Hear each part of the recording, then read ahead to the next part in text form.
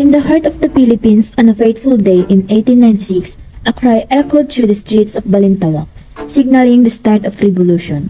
The cry of Pugad Lalwin opens with a vivid depiction of the oppressive environment in the Philippines under Spanish colonial rule. It introduces key figures like Andres Bonifacio, showcasing their passionate desire for freedom.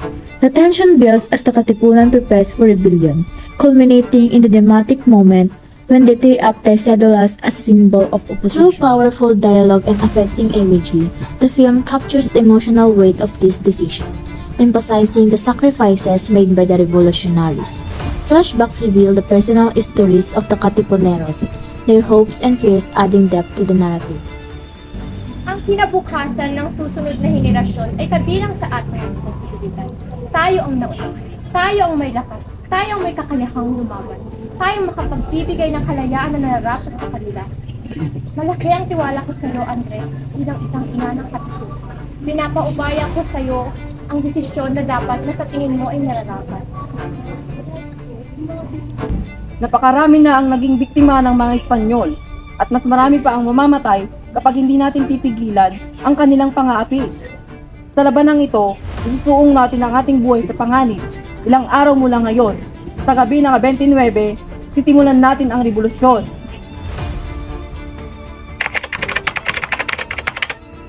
Alam na nila ang kilos ng Katipunan at mahigpit na rin ang pagmamasid ng mga Espanyol sa atin. Kung sa ganon, kailangan na nating umalis nang hindi nila tayo matuntun at muling magpapatawag ako ng panibagong pagpupulong.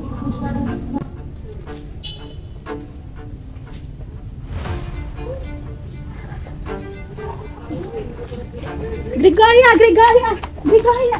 Kailangan na natin umalis. Andiyan na ang mga guardia civil upang arasuhin tayo. Ano? Tara na, kailangan na natin. Andiyan na sila.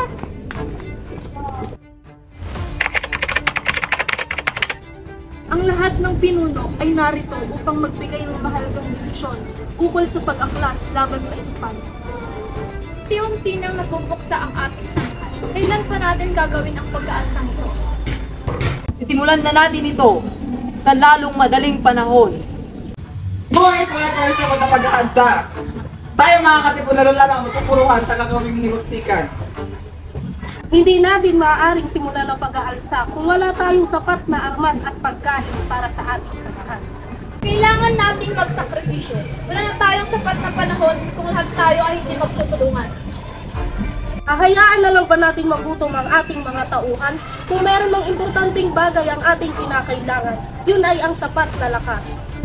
Isa pa, hindi palit sa atin ang mga mayayaman. Ayon kay Rizal, ang mga mayayaman ay hindi palit sa Katipunan.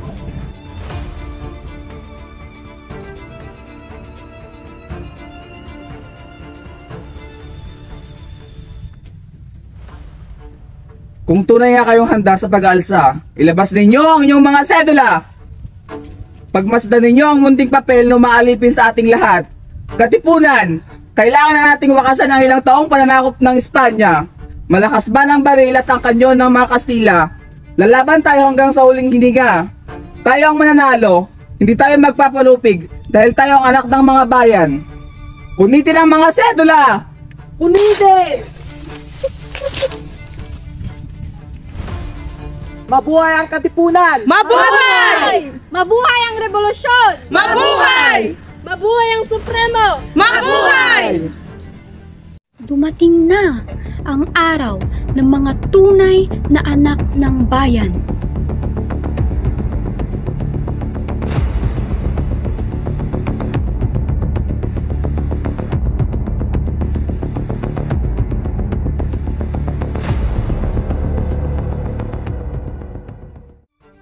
Laverne! Katipunan! Laverne!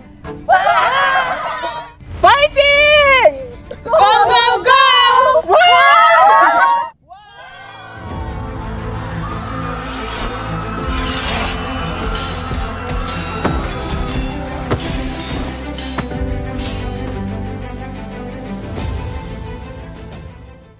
Namulat ako sa katotohanan na ang ating inang bayan ay naalipin na ng husto ng mga Espanyol.